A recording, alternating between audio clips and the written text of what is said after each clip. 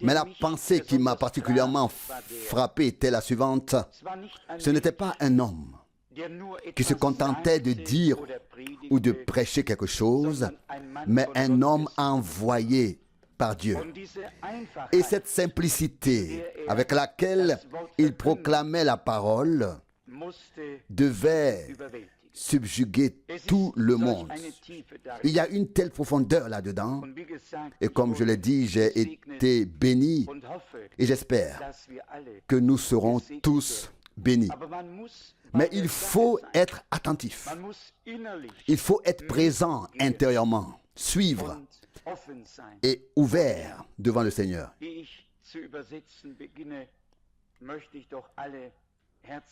Avant de commencer à traduire, je voudrais souhaiter la bienvenue à tous, en particulier à notre cher frère de Kinshasa, au Zaïre.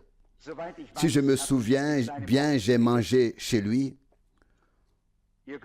Vous pouvez le voir maintenant, que Dieu le bénisse. Parmi nous, nous lui demanderons demain de saluer brièvement l'Assemblée.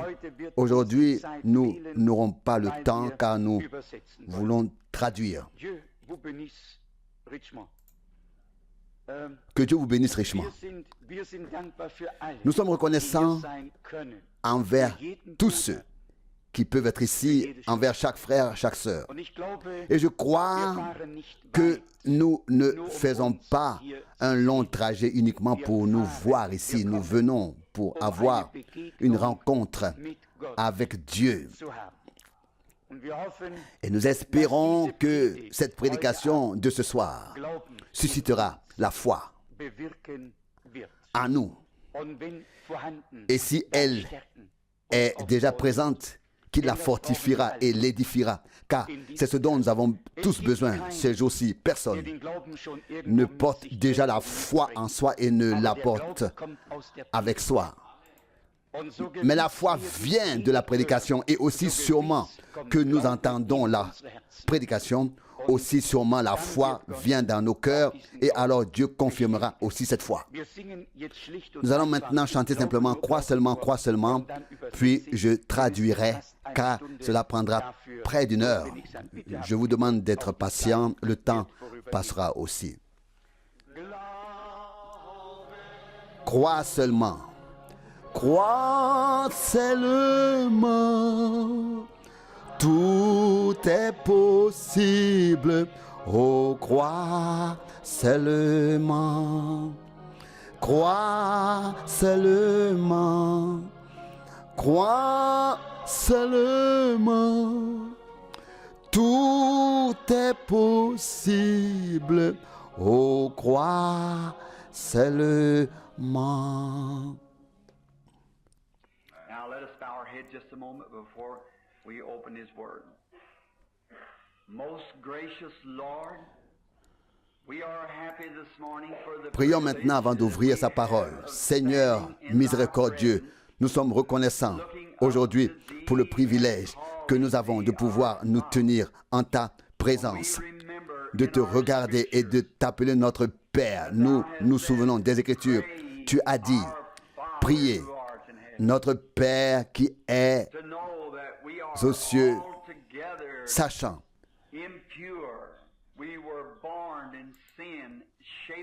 que nous sommes tous impurs, nous sommes nés dans le péché et nous sommes venus au monde en tant que menteurs. Nous sommes misérables, nous sommes mauvais.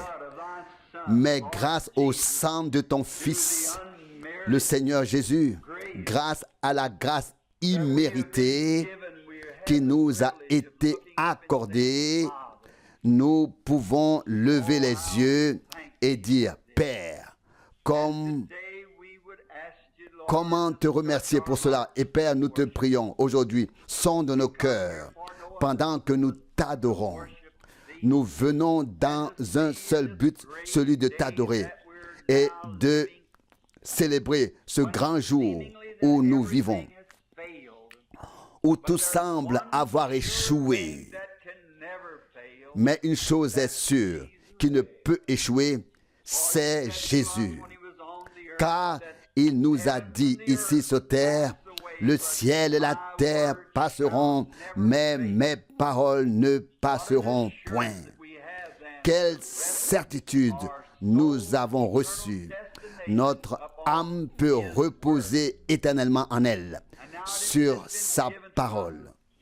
Eh bien, elle nous a été donnée sous la forme d'un livre appelé la Bible, écrit par le Saint-Esprit et qui ne peut être révélé que par le Saint-Esprit. Qu'il vienne maintenant sur la parole écrite et parle par des lèvres mortelles à des oreilles mortelles, mais qu'il donne une compréhension éternelle dans les cœurs. Seigneur, sonde nos cœurs. Nous voulons t'aimer davantage, avoir une communion plus intime avec toi et nous rapprocher de toi. Nous te prions, Seigneur, en ce jour. Il y a tant de personnes dans le besoin, ici et dans le pays. Puissions-nous recevoir ce qu'il a acquis pour nous lorsqu'il a été frappé. Car il est écrit, il a été meurtri pour nos transgressions. Et par ses meurtrissures, nous sommes guéris. Oh, que le Seigneur soit loué et que mon âme n'oublie pas le bien qu'il a fait. Lui qui pardonne toutes tes transgressions et qui guérit toutes tes maladies. Seigneur, puissions-nous t'adorer ainsi et que tous ceux qui ont besoin de quelque chose le reçoivent, le salut pour l'âme, la guérison pour le corps, puissent-ils recevoir toutes les bénédictions. Et ce dès maintenant. Nous nous remettons à toi, Seigneur, et nous te demandons de nous parler, de nous écouter et de répondre à nos prières, car nous te le demandons au nom de ton Fils, Jésus-Christ, notre Sauveur. Amen.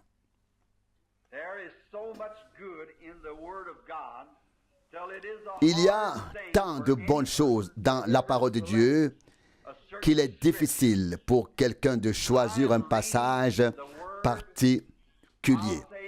Quand je lis la parole, je dis, oh, cela semble si bon.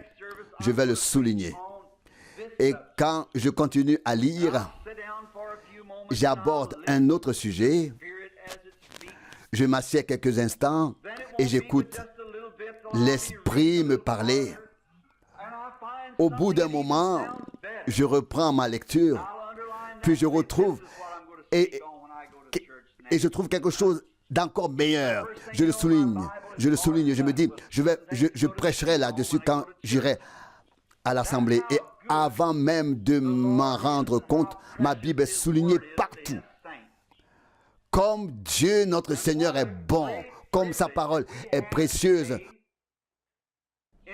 pour ses saints. Et quel grand privilège nous avons aujourd'hui, à une époque, à une heure, dans cette heure où tous les espoirs semblent s'être envolés.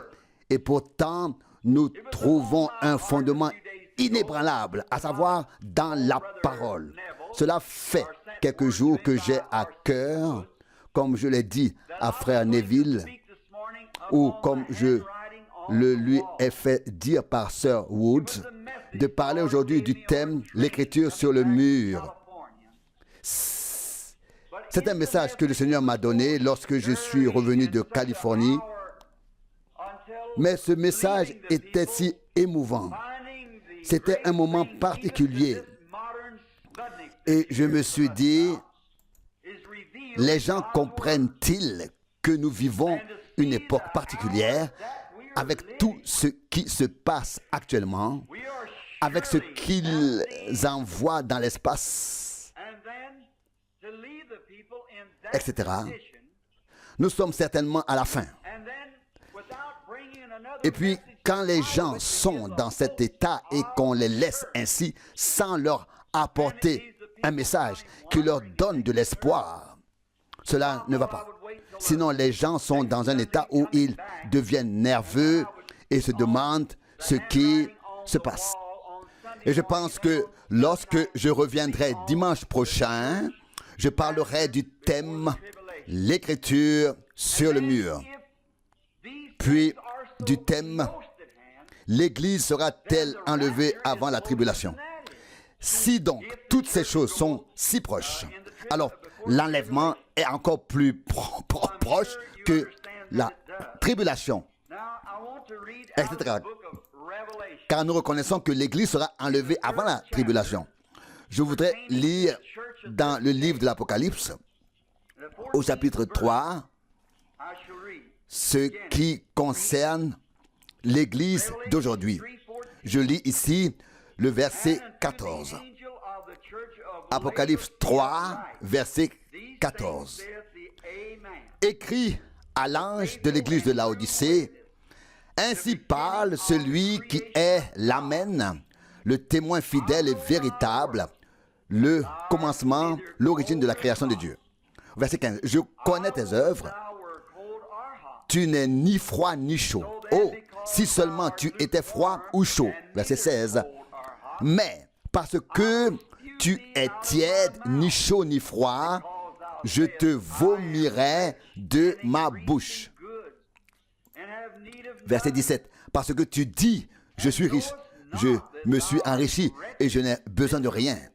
Et parce que tu ne sais pas que tu es misérable, pitoyable, pauvre, aveugle et nu.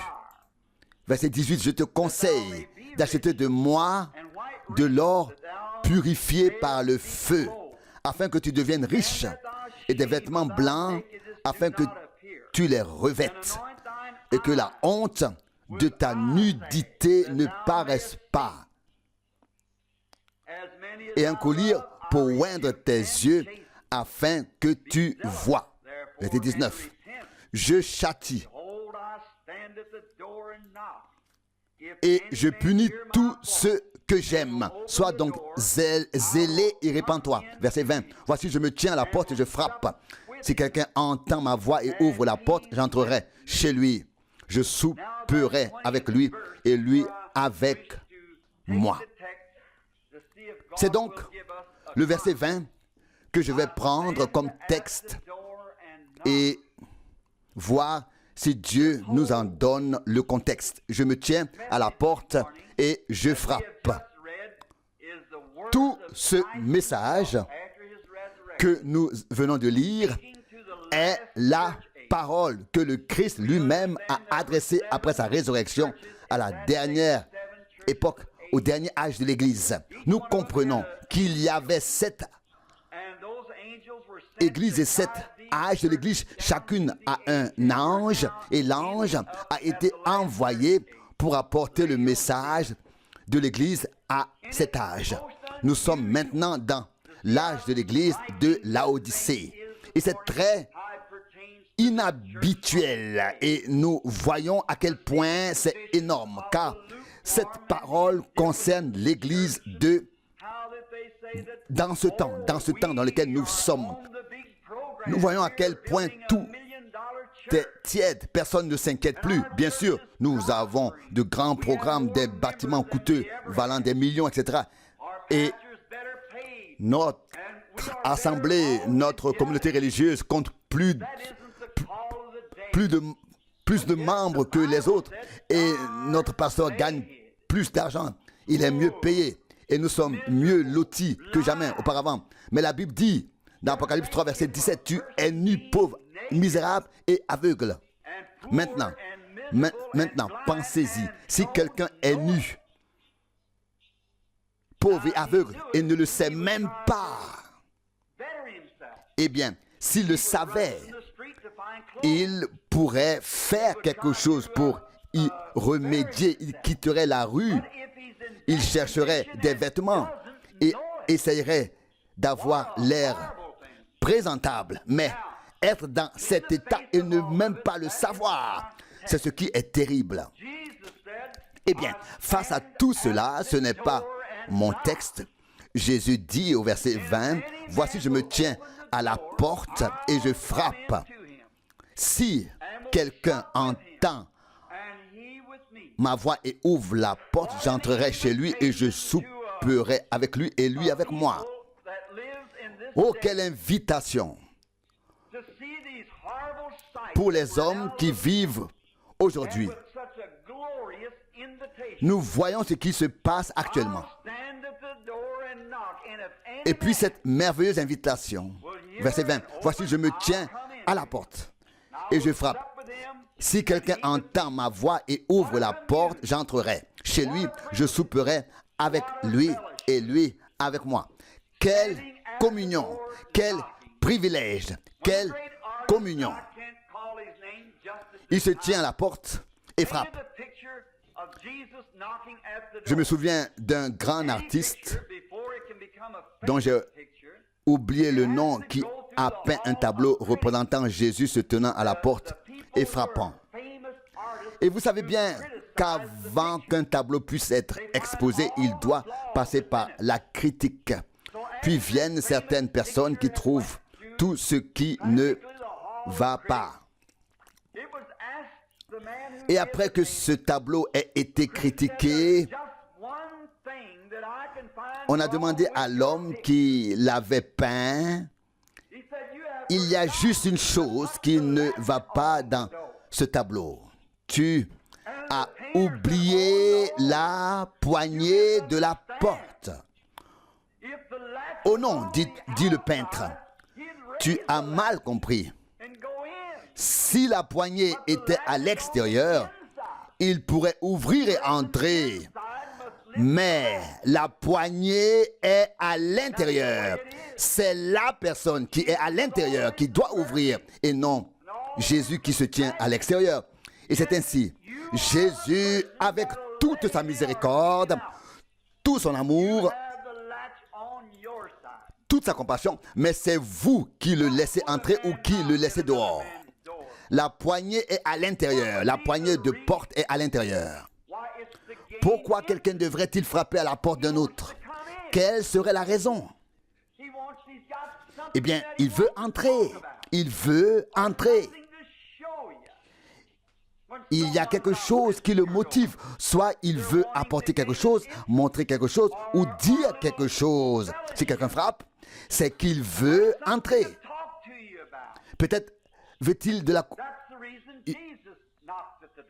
veut-il avoir communion ou il y a quelque chose dont il veut parler. Il a quelque chose dont il veut parler. C'est pourquoi Jésus frappe à la porte. Qu'en pensez-vous? À travers les âges, des personnes très importantes ont frappé à toutes sortes de portes. Pensez au plus grand empereur de son temps, Auguste.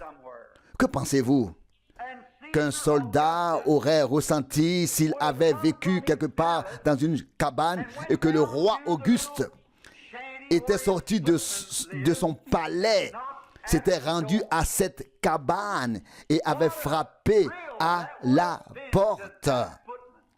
Quelle émotion cela aurait été pour ce simple soldat!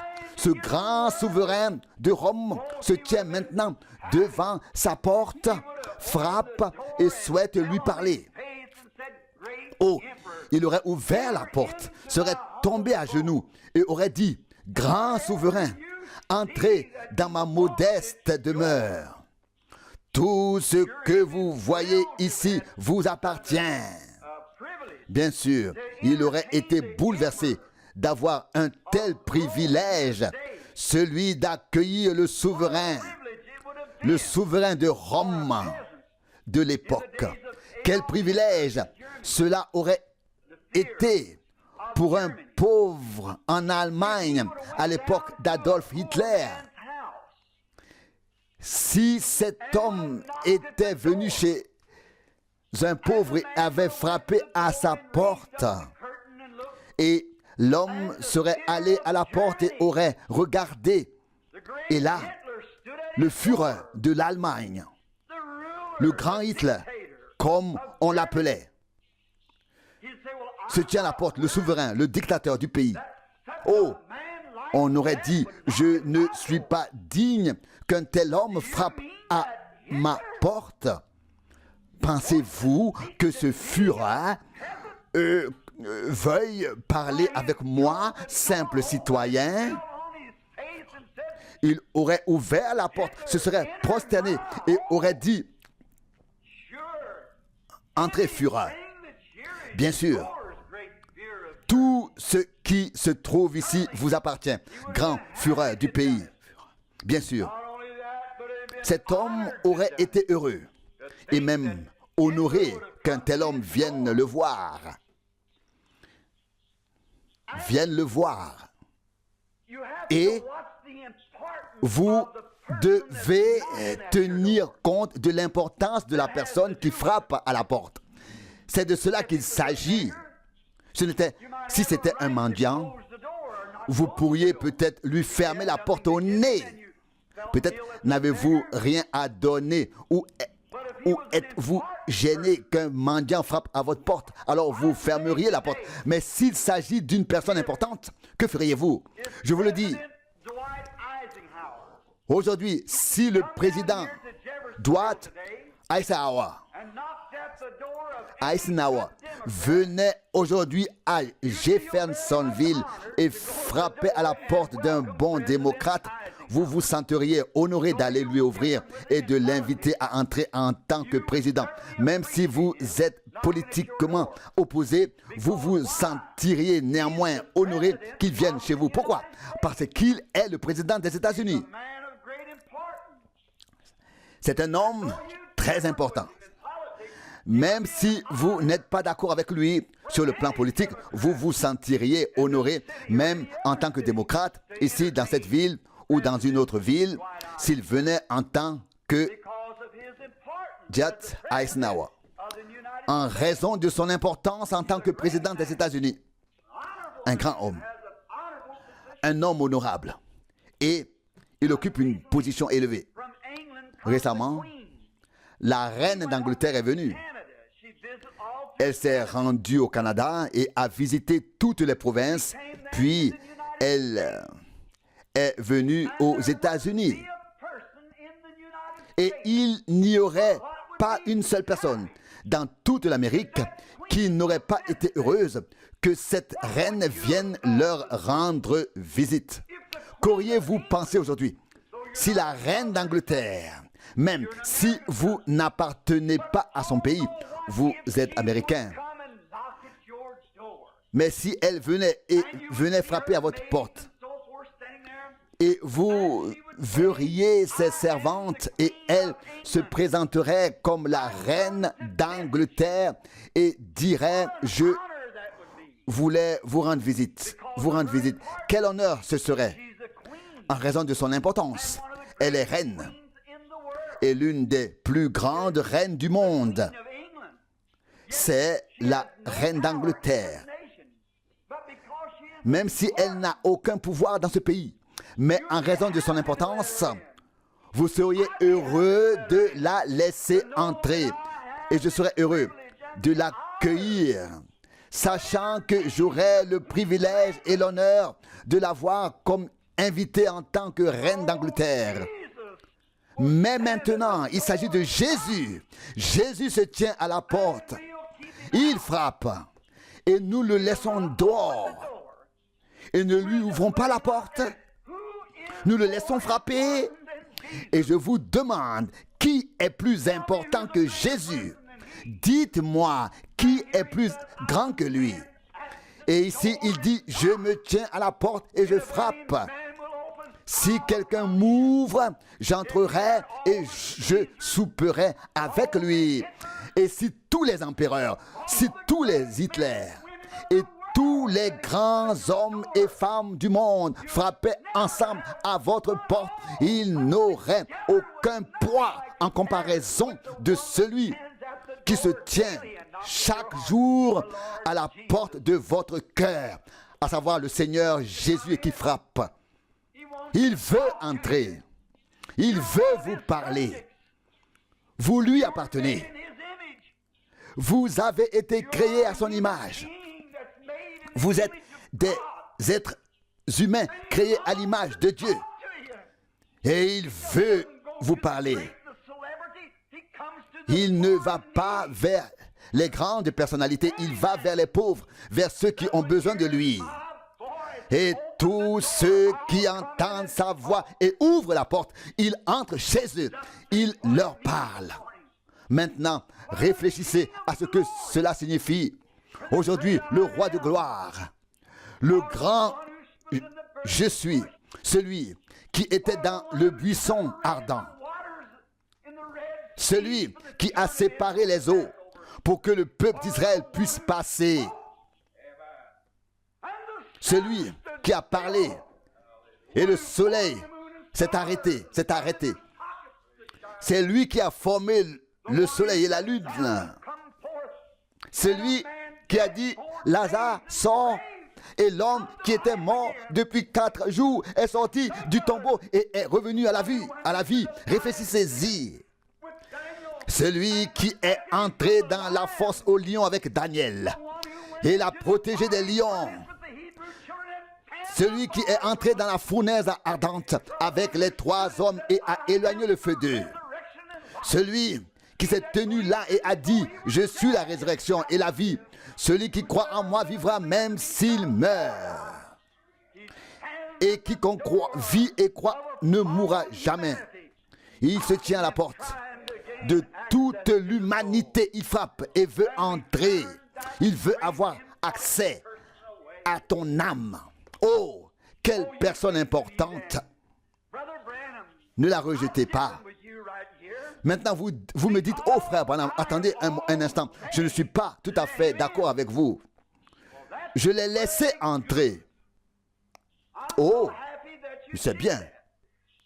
Je suis heureux que vous l'ayez fait, que vous l'ayez laissé entrer. Mais savez-vous ce que vous avez fait?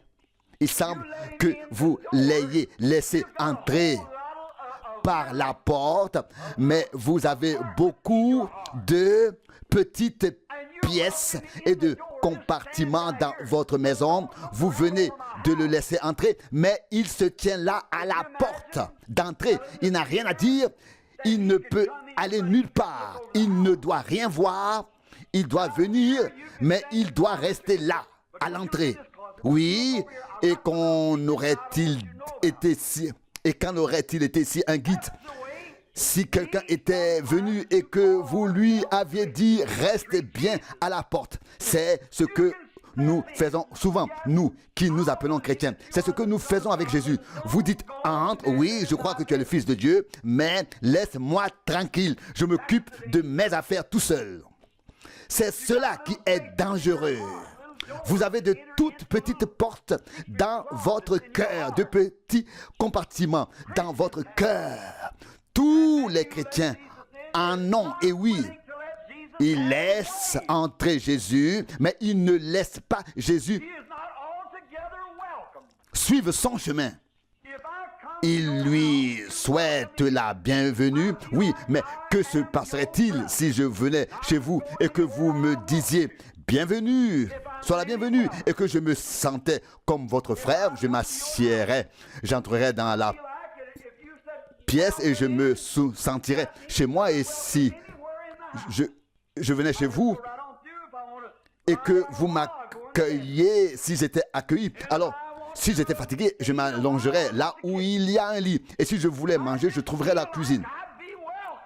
Et je saurais que je suis le bienvenu.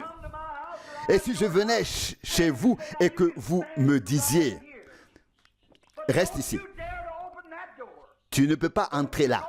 La porte, non, pas là et pas là. Alors, à cette porte, non. Alors, rentre, mais pas à cette... Reste là à l'entrée. Alors, je ne serai pas le bienvenu. Mais c'est ainsi aujourd'hui avec les gens qui se disent chrétiens. Oh, vous dites, j'appartiens à l'assemblée. Oh, c'est bien. Mais voyez, la raison pour laquelle il y a tant de détresse dans les assemblées, tant de confusion dans l'église, tant de désaccords, tant de désordre. Ce n'est pas parce que Jésus n'est pas là, mais parce qu'on ne lui permet pas de prendre les choses en main et d'agir. Nous avons les petits compartiments. Oh, tu ne dois pas toucher à ça. Tu peux entrer, mais pas plus, pas plus. Pas plus loin, pas plus loin. Je vais à l'assemblée, mais laisse-moi tranquille avec mes affaires.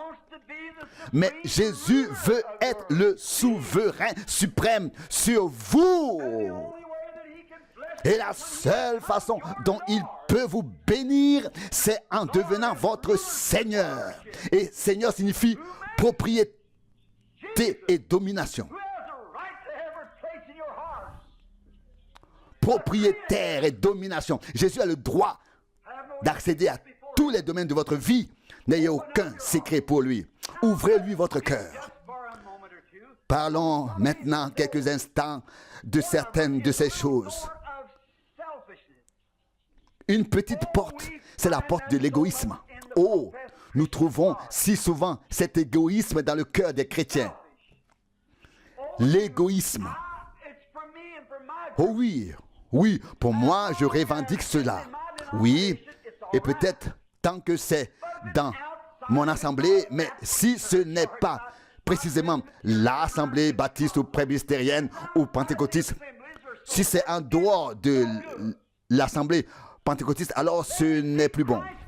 Vous voyez, Christ ne peut pas exercer sa domination sur vous. Il ne peut pas être le Seigneur.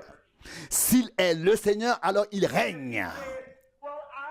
Et si vous dites, je veux qu'il fasse quelque chose pour moi, mais si je peux garder temps et temps pour moi, bon, j'irai à l'assemblée, peut-être que les gens auront alors une meilleure opinion de moi si je vais à l'assemblée. Mais vous n'ouvrez toujours pas votre porte.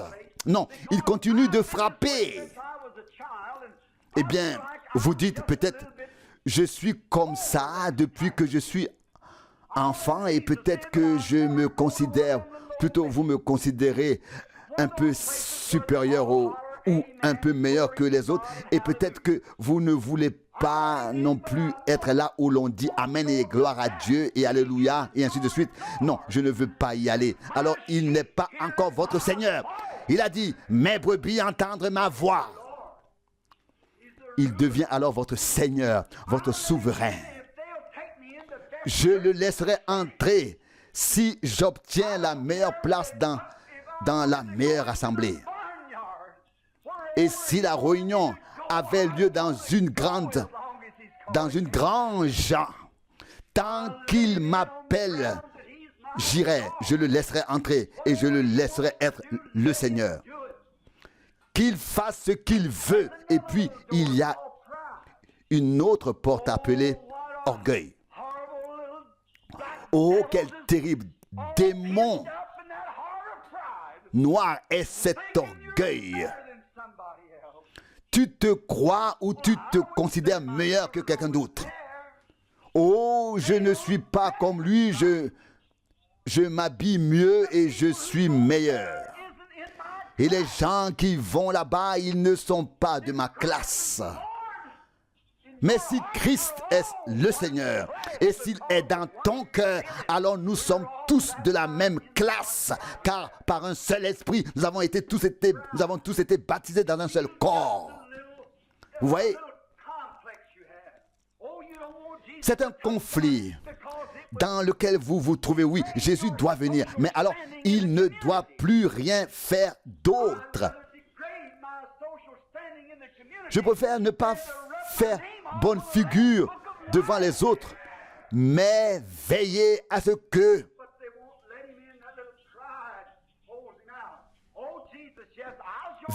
mon nom ne soit pas rayé du livre de vie.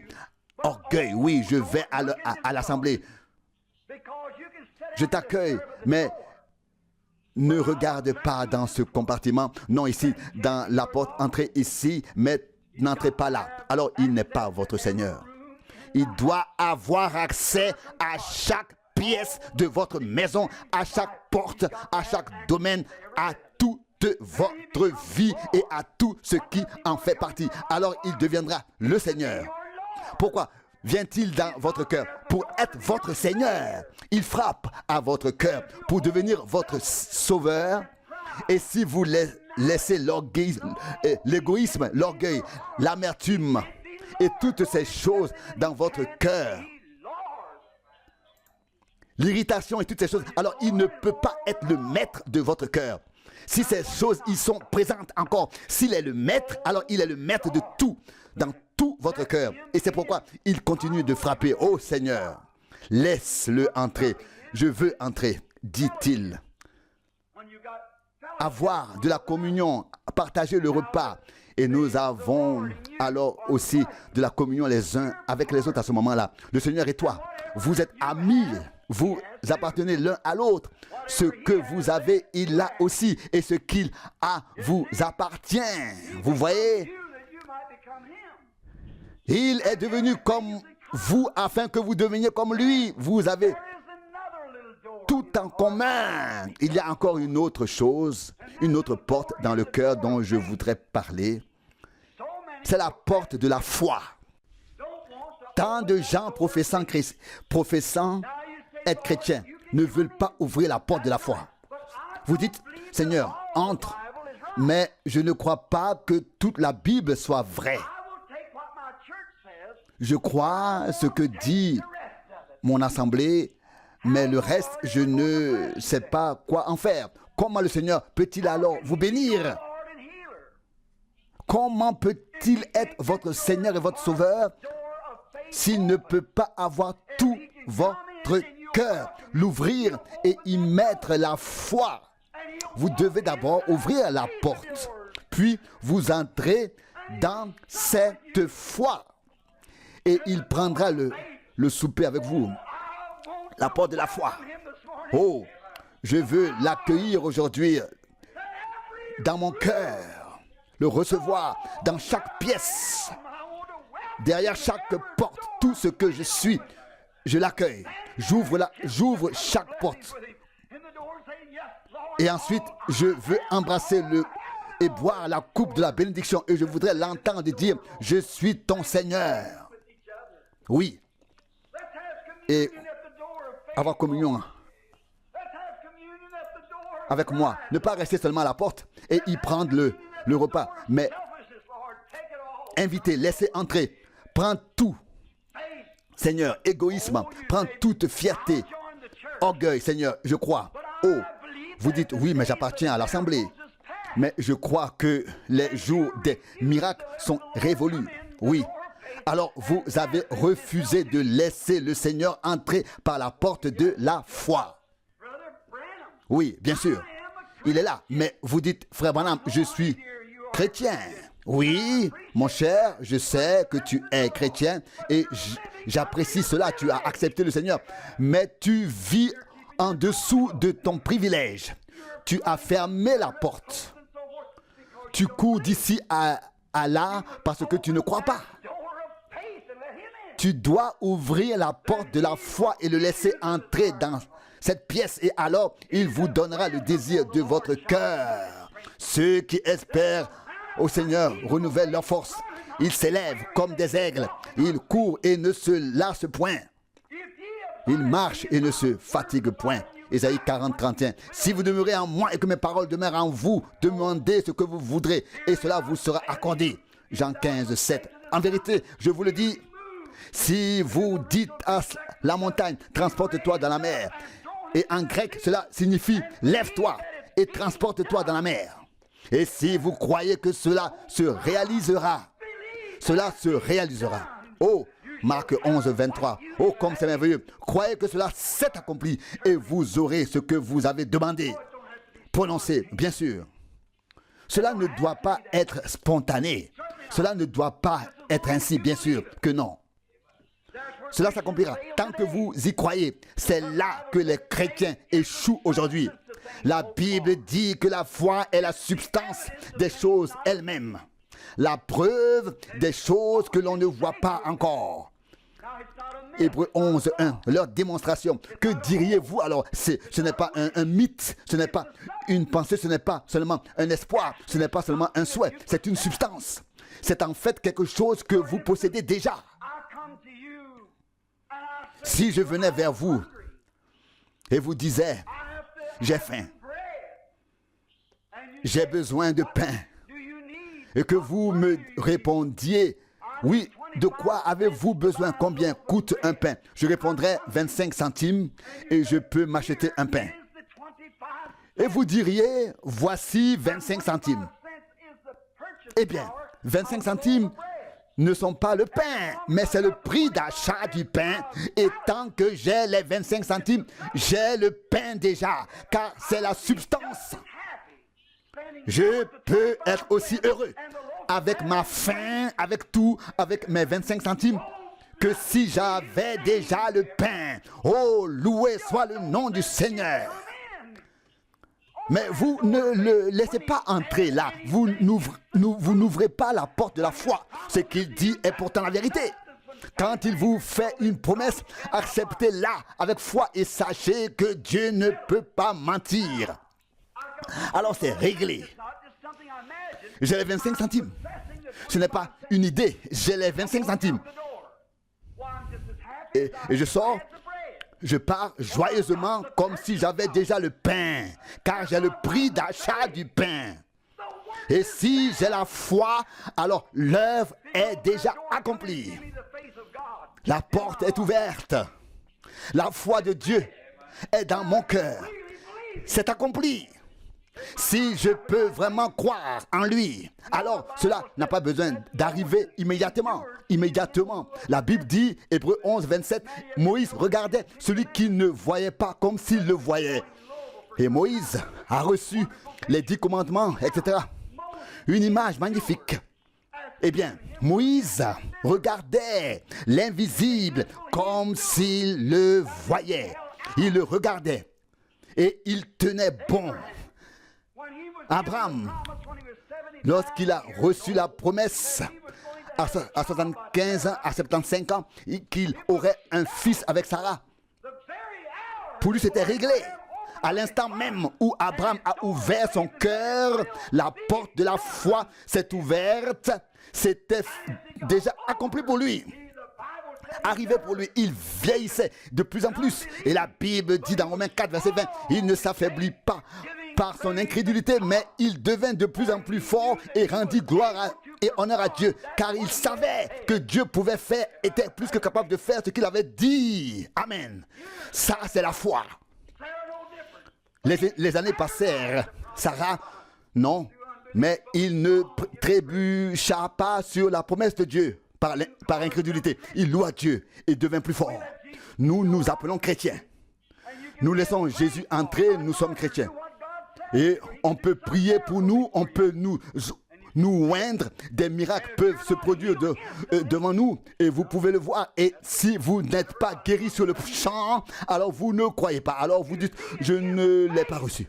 Vous voyez, vous n'avez aucune foi. Vous devez le laisser entrer et dire, Seigneur, voici la porte, entre, prends tout en main dans ma vie maintenant. Et il entrera, et alors ce sera réglé pour toujours.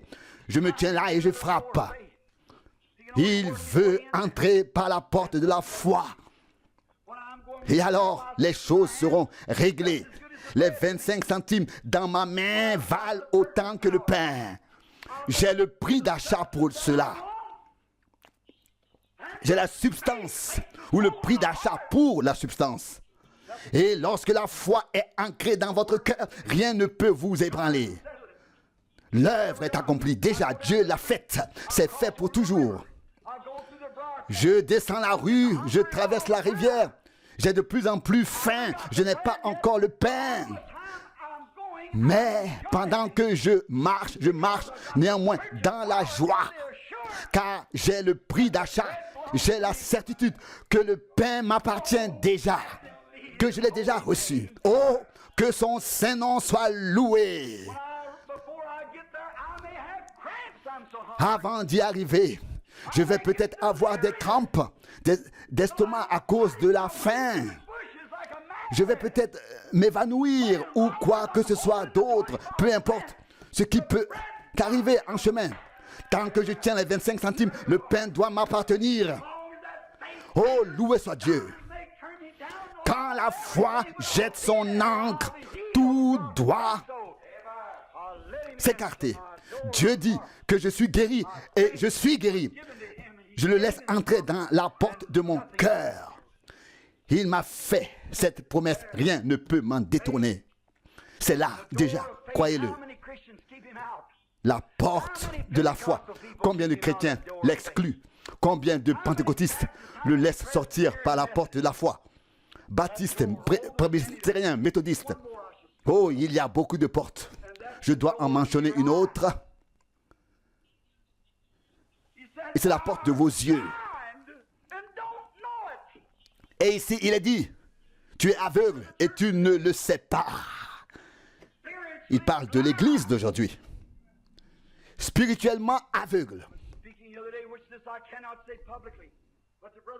J'ai parlé à quelqu'un, je ne peux pas le dire publiquement. Mes frères Softman et quelques autres frères Jean et j'ai demandé tout cela mène. Où tout cela mène-t-il? Pourquoi les gens ne peuvent-ils pas voir ces choses et comprendre ces choses? Pourquoi ne peuvent-ils pas comprendre? Même cette image, cette photo devrait bouleverser la nation. Même un journal ne peut la publier. Qu'a dit le docteur John Elezi du FBI? Il a dit, Mr. Branham, un jour, on trouvera ces choses dans les magazines à 10 cents. Pas d'écho, pas de réponse. J'ai dit, en vérité, prenez les cas des possédés à Portland, prenez les sorciers en Inde, prenez ce qui s'est passé au bord de la rivière et tout ce qui s'est passé. Et on peut difficilement organiser un rassemblement plus important. Quelque chose nous retient. Qu'est-ce que c'est? Ils n'ont pas reconnu Élie avant qu'il ne soit parti. Beaucoup ne savaient pas qui était Jean avant qu'il ne soit décapité. Ils ne savaient pas que Jésus était le sauveur du monde avant de l'avoir crucifié. Saint Patrick détestait la communauté religieuse romaine, catholique, et protestait contre elle. Mais après sa mort, ils l'ont fait saint. De son vivant, ils ne savaient pas qu'il était un saint. Ils ne savaient pas que François d'Assise était un saint.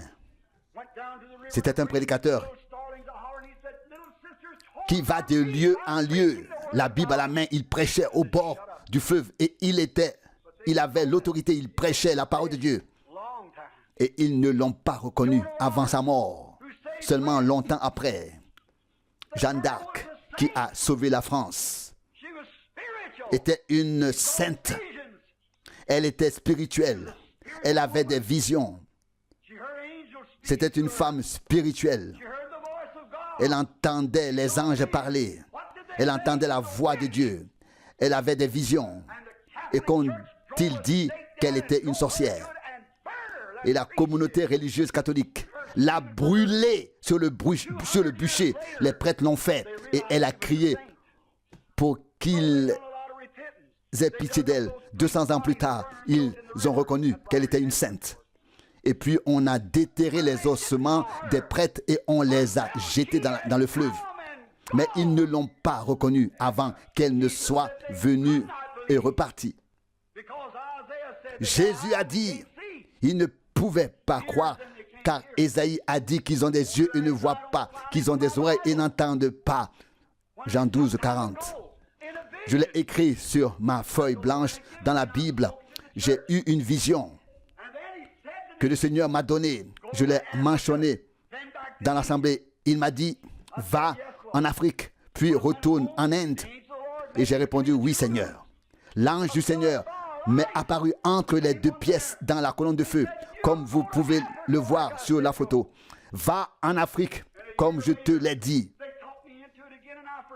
Et un an plus tard, ils m'ont encore persuadé à faire autre chose. Et puis j'étais en voyage en Europe, à Lisbonne, et je suis tombé si malade que j'ai passé toute la nuit à vomir. Et le lendemain matin, je suis allé dans la salle de bain pour prendre une douche. Et l'ange du Seigneur se tenait là et m'a dit, tu dois aller en Afrique. J'ai dit, mon Seigneur et mon Dieu, je ne suis pas digne d'être ton serviteur. Si tu le veux, enlève l'esprit de moi et donne-le à quelqu'un d'autre. Je ne suis pas digne d'être ton serviteur. Et puis, j'ai pris des dispositions pour pouvoir aller en Afrique. Et puis, il y a quelques soirs, j'ai relu la vision et Dieu savait que je ne la comprendrais pas. Et hier soir, j'ai remarqué à nouveau que la vision disait d'abord en Afrique, puis en Inde. Et je l'ai écrit moi-même, mais je ne l'ai pas fait. Je l'ai écrit moi-même. J'étais assis sur le bord du lit et j'ai bondi quand la voix m'a parlé. Puis je l'ai écrit. Combien de fois l'ai-je lu moi-même sans comprendre? Et beaucoup l'ont lu avec moi. Et pourtant, j'ai vu comment les gens seraient habillés. Et j'ai vu comment la lumière est venue. Et j'ai vu le blanc et le noir ensemble en Afrique. Je l'ai vu. Des blancs et des noirs ensemble. Mais quand les yeux s'ouvrent, alors ils sont ouverts. Oh Dieu, ouvre mes yeux pour que je voie.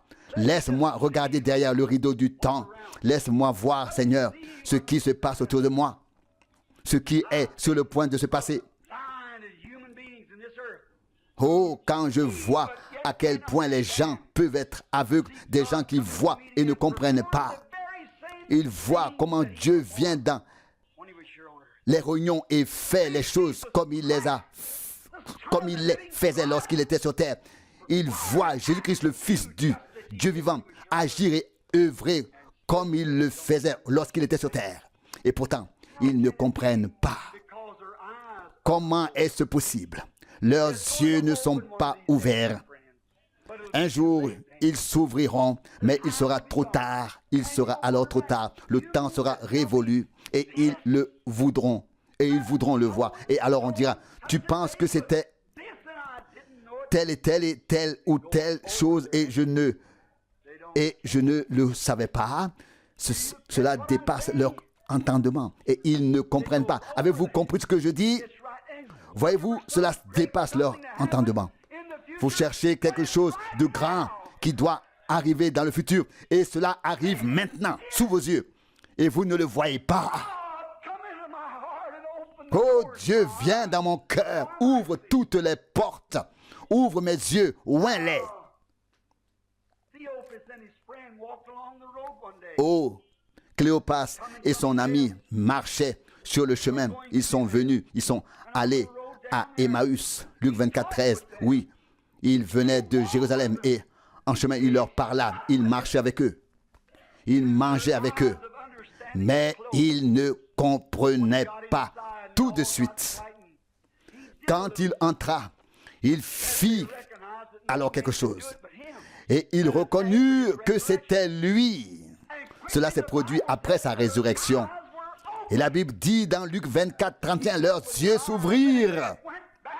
Il leur ouvrit les yeux, leur ouvrit l'esprit. Et ils retournèrent joyeux et dirent, en vérité, le Seigneur est ressuscité. Nous l'avons vu. Il a rompu le pain. Leurs yeux s'ouvrirent et ils comprirent. Jésus peut venir parmi les hommes et faire les mêmes choses. Et que se passe-t-il? Les gens s'en vont et disent, peut-être est-ce de la télépathie, peut-être est-ce un spirit, peut-être un devin, quelque chose de ce genre. Oh, si Dieu ouvrait nos yeux, voyons ce que ces choses signifient. La porte de l'œil est dans le cœur, pas seulement ce que vous voyez, car cela c'est regarder, mais pas voir. Jésus a dit à Nicodème, à moins qu'un homme ne naisse de nouveau, il ne peut voir le royaume de Dieu. Vous ne voyez pas avec vos yeux, vous voyez avec votre compréhension. Vous regardez avec les yeux, vous comprenez avec le cœur. La porte de votre œil est dans votre cœur. Il s'agit de la porte de la compréhension. Oh, Jésus a dit qu'il ouvrirait l'œil, qu'il donnerait de l'onction. Il frappe. Le fait-il? Cela devient réalité devant vous, avec vous. Alors les choses changent. Lorsque nos yeux sont ouverts, il est toujours avec vous, il vous aide. Il se tient chaque jour devant votre porte. Vous ne le reconnaissez pas. J'ai entendu un prédicateur dire quelque chose il n'y a pas longtemps. Cela m'a touché, c'était dans le sud. Il y avait là un vieil homme d'origine africaine et il ne voulait tout simplement pas aller à l'assemblée. C'était un homme si gentil, un homme bon, mais il ne voulait pas aller à l'assemblée. Et un jour, il est allé chasser avec le prédicateur et il ne voyait rien. Il tirait toujours à côté. Et un jour, ils sont allés chasser du gibier et ils avaient abattu tellement de gibier qu'ils ne pouvaient pas tout ramener à la maison. Ils sont revenus chargés à bloc. Il s'appelait Gab. Et il l'appelait Gab pour faire court. Et tout était chargé à bloc. Il marchait derrière le pasteur, le prédicateur. Puis il a tapoté l'épaule du prédicateur et lui a dit, prédicateur. Et celui-ci lui répondit, Gab, que veux-tu? Il a dit, dimanche matin, je viendrai d'abord à l'hôtel et je me repentirai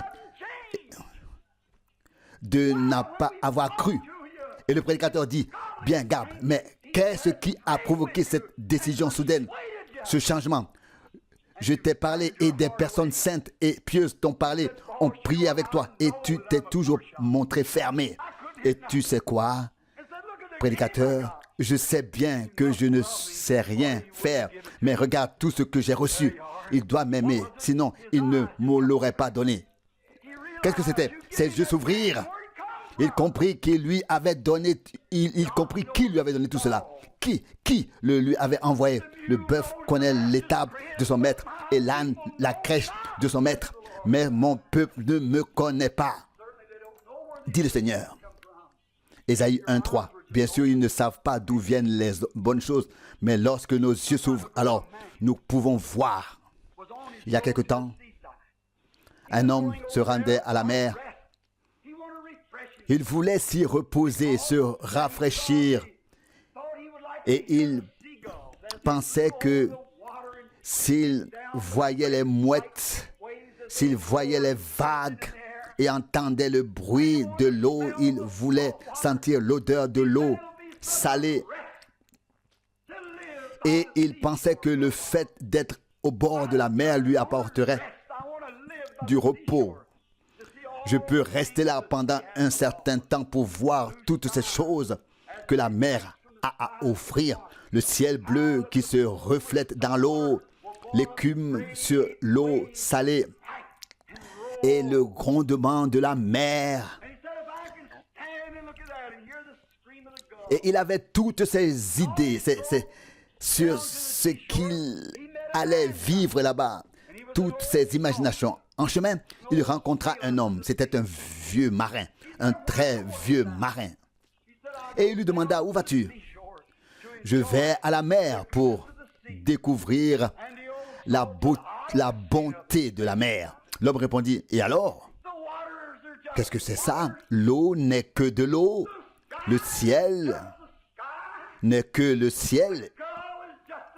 Et les mouettes ne sont que des mouettes, des oiseaux comme les autres. Il avait vu cela tellement souvent que cela lui était devenu habituel, banal. Cela ne l'impressionnait pas. Il en va de même pour vous, les humains. Vous avez tellement vu la bonté de Dieu, les miracles et les choses divines qu'elles sont devenues banales, habituelles pour vous. Vous n'y prêtez plus attention. Cela ne signifie plus rien pour vous. Et quand la parole du Seigneur vient, la distinction, le discernement et la révélation dans l'assemblée se manifestent de la même manière qu'à l'époque où il marchait lui-même en Galilée. Et les gens, pour la première fois, ils retiennent leur souffle. C'est le Seigneur, merveilleux, grand, puissant. La fois suivante, oui, c'est encore arrivé et cela fait déjà partie du quotidien. C'est devenu courant, habituel. Cela a dépassé les gens. Les yeux de votre compréhension n'ont pas été ouverts. La puissance d'être enthousiasmé, d'être touché, d'être impressionné. La bénédiction, l'onction, le Seigneur, Jésus ressuscité, qui est parmi nous et qui fait tout cela. Vous n'êtes pas submergé, touché. C'est la plus grande chose qui puisse arriver dans ce monde. Il devrait vous arriver quelque chose. Il devrait y avoir en vous une telle foi que toutes les autres portes s'ouvrent. Et vous dites, Seigneur, sois le Seigneur. Prends-moi tel que je suis. Prends soin de moi. Voici mon cœur. Enlève mon égoïsme. Enlève mes malentendus. Enlève mes doutes. Ouvre mes yeux. Laisse-moi voir. Prends tout ce que je suis et tout ce que j'ai. Sois mon Seigneur. Tant que l'Église ne fera pas cela, nous continuerons à avancer dans l'aveuglement et Jésus continuera à frapper à la porte, mais il restera dehors. Prions maintenant. Inclinons la tête. Alors que nos têtes sont inclinées en silence et que nos visages sont inclinés vers la poussière d'où nous venons. Et la poussière retournera à la poussière.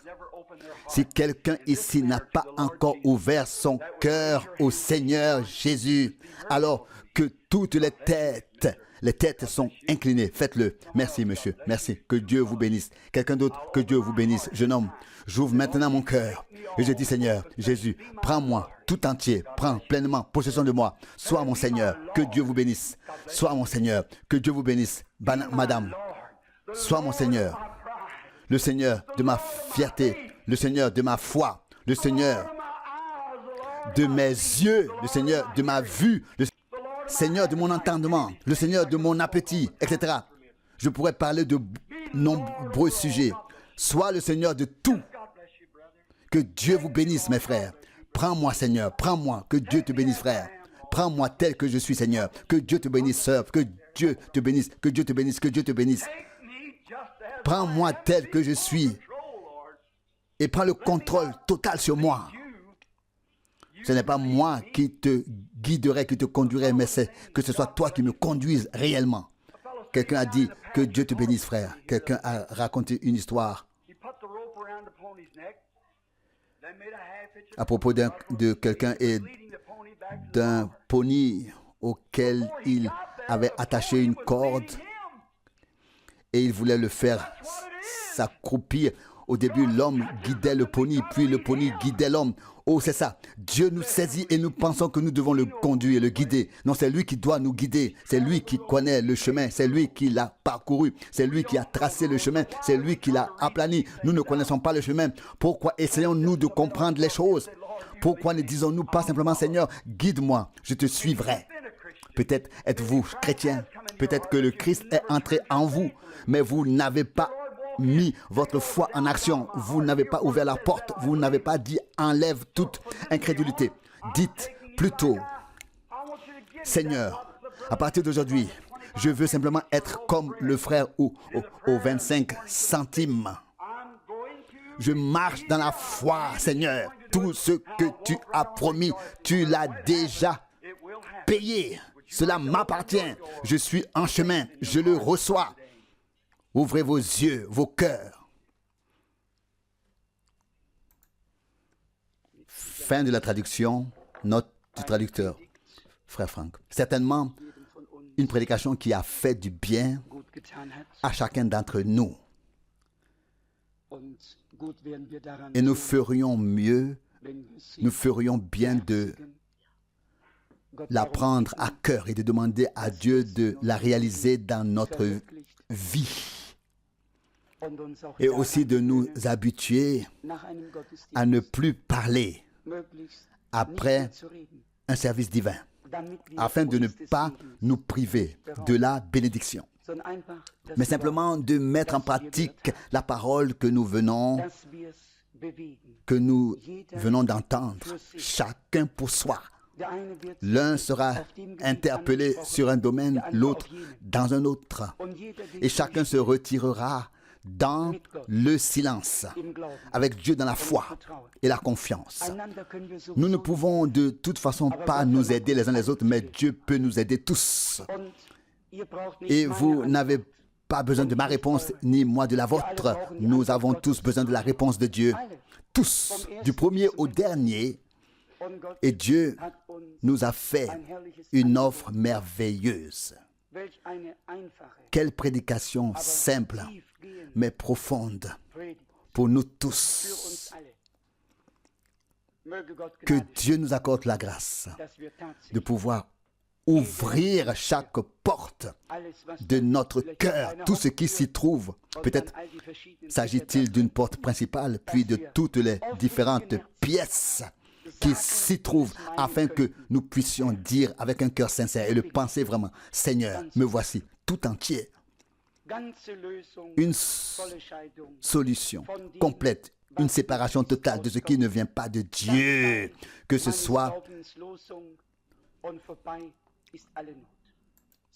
le mot d'ordre de ma foi, et toute détresse disparaîtra. C'est ce que chante un compositeur, je pense qu'il avait raison. Comme nous l'avons entendu, Dieu est un Dieu pragmatique. Il n'est pas un Dieu de théorie, mais de pratique. Et ce qu'il a promis, comme nous l'avons entendu, il a fourni déjà. Le prix a été déjà payé entièrement. Tout t'appartient. Tout m'appartient. Mais d'abord, comme nous l'avons entendu, nous devons être entièrement à la disposition du Seigneur afin qu'il puisse vraiment exercer son plein droit sur nous, puis avec nous et à travers nous.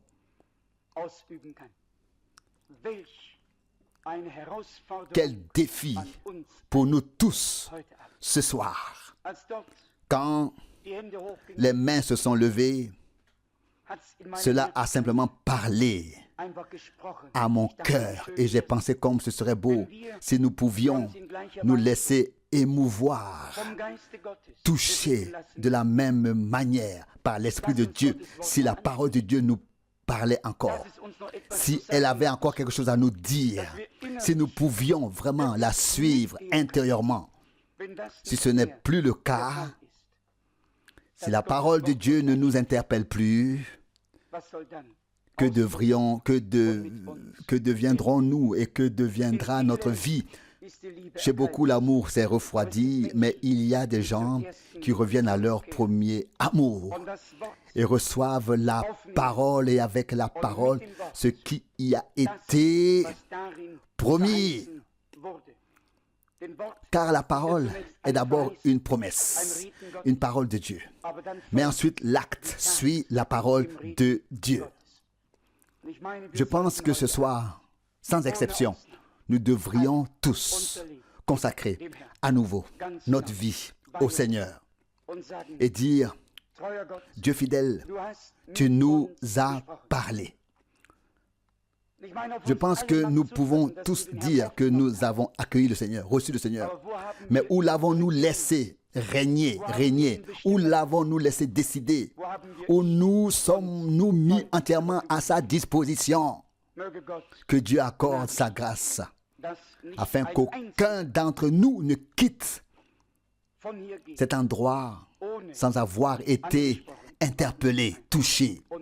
Et puis encore, et plus encore, sans avoir pris la décision de servir véritablement le Seigneur de tout notre cœur, afin qu'il puisse régner sur toute notre vie.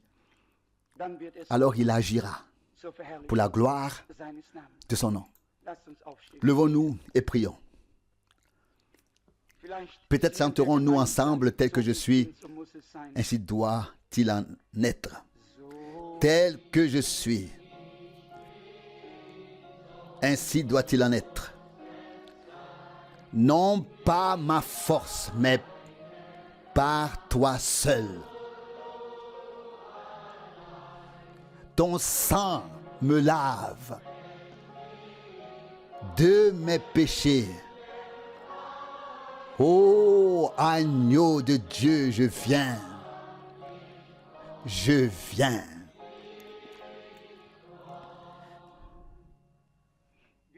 Nous inclinons la tête devant notre Dieu. Nous sommes certainement tous submergés, touchés par le fait que Dieu nous parle encore. Je voudrais savoir combien d'entre vous ont senti au fond de leur cœur que Dieu vous a parlé personnellement.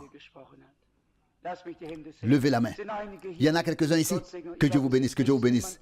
Je crois qu'il n'y a personne à qui le Seigneur n'ait pas parlé. Ensemble, nous nous présentons devant sa sainte face. Le temps est grave. Il est peut-être court, personne ne le sait. Mais nous savons une chose, au moment où le Seigneur parle, nous devons venir, suivre, répondre. Quand il frappe, nous devons ouvrir et le laisser entrer, l'inviter à entrer. Et alors il veut partager le repas avec nous. Je sais que certains souhaitent qu'on prie pour eux, ils ont des besoins de prière. Prière pour des besoins physiques. Nous prierons pour cela demain après le service divin du matin. Aujourd'hui, nous avons entendu de quoi il s'agit. Notre relation avec Dieu, notre communion avec lui. Et nous en avons tous besoin. Il fait si frais maintenant que Dieu mette dans nos cœurs un feu nouveau, un renouveau, une nouvelle bénédiction, un nouvel élan, une véritable ardeur par un feu. Par un feu. Pas un feu imaginaire, mais un feu réel qui brûle et qui dégage de la chaleur. Rendons grâce à notre Dieu. Adorons-le ensemble. Faisons-le vraiment ensemble maintenant. Père céleste, merci du fond du cœur pour ta parole précieuse et sainte.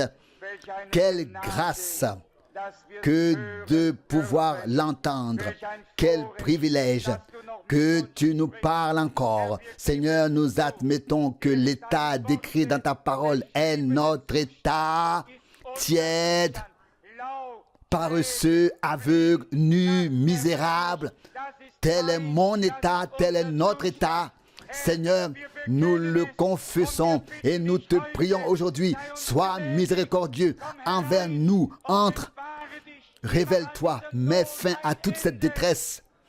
Ô Seigneur fidèle, où serais-tu venu sans qu'aucun changement ne se produise? Nous l'avons entendu dans l'introduction. Y a-t-il quelque chose qui m'est impossible? Mon Dieu, ce qui nous semble impossible, cela t'est possible, car tu l'as dit dans ta sainte parole. Tu as promis de rassembler Israël et tu demandes, même si cela vous semble impossible, cela devrait-il me sembler impossible? Non, mon Dieu, rien ne t'est impossible. Tout est possible. Et si nous croyons, alors tu pourras tout faire pour la louange et la gloire de ton saint nom. Dieu fidèle, ce n'est pas à nous d'accomplir beaucoup. Si nous te laissons entrer, tu feras le reste. Alléluia. Oh mon Seigneur, fais-toi une place. Fais-toi un chemin parmi nous, dans nos cœurs. Érige ta croix, ton pardon, ta grâce. Oui, que ton salut soit révélé pour la gloire et l'honneur de ton nom. Seigneur bien-aimé, prends chaque domaine de ma vie et de notre vie sous ton règne. Seigneur, sois le Seigneur, gouverne, décide. Dieu fidèle, nous ne nous appartenons plus, nous t'appartenons. Sauveur, nous voulons être prêts pour la dernière étape, pour le dernier bout de chemin. Ouvre nos yeux, nos mains, nos oreilles et notre bouche pour te remercier, car tu nous as parlé. Et ta parole ne revient pas vide, sans effet, elle accomplit ce pourquoi tu l'as envoyé. Seigneur, toi qui réchauffes le cœur, que ton feu soit rallumé. Mon Dieu, place-nous sous la conduite directe de ton Saint-Esprit. Mets fin à toutes les paroles inutiles. Mon Dieu, puissions-nous entendre tes paroles, les garder et les mettre en pratique afin que tu puisses les accomplir. Ô Seigneur, rends-nous silencieux, car c'est dans le silence que nous devenons forts et c'est dans le silence que nous serons aidés. Alléluia. Seigneur, je te remercie d'avoir adressé cette parole à moi. Je te remercie d'avoir adressé cette parole à nous tous. Tu nous as parlé. Loué et glorifié soit ton nom merveilleux et glorieux. Nous louons la puissance de ton sang, de ta parole et de ton esprit. Et nous te remercions d'être toujours à l'œuvre. Adoration et honneur à ton nom merveilleux et saint. Alléluia. Amen.